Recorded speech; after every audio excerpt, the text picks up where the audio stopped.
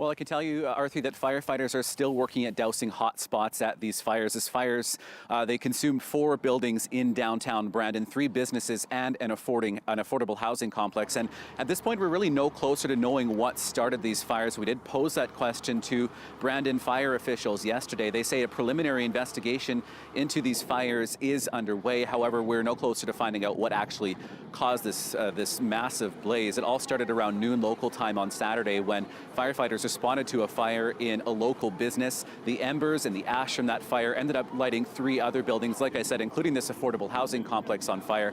And as a result, now about 150 people have been left homeless. A lot of them fled with nothing more than the clothes on their backs. And when you're hearing stories like that, there's also stories of so many people lending a hand within the community. What can you tell us on that front?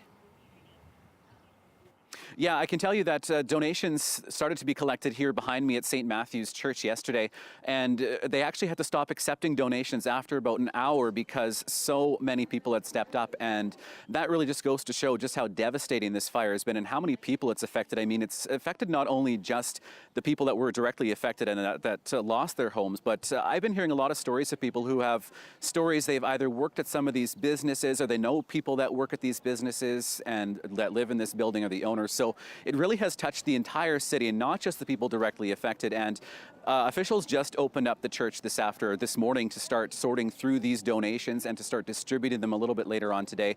And I can tell you that there's been a steady stream of volunteers already pouring into the church to help that start. And here is a clip of Father Don Bernhardt now. He is the leader of this church. You can see with all the stuff we have here, we have a basement that is completely full as well. So it's been amazing, but at the same time, this is Brandon. And I sort of suspected this is exactly what would happen, is people would just respond.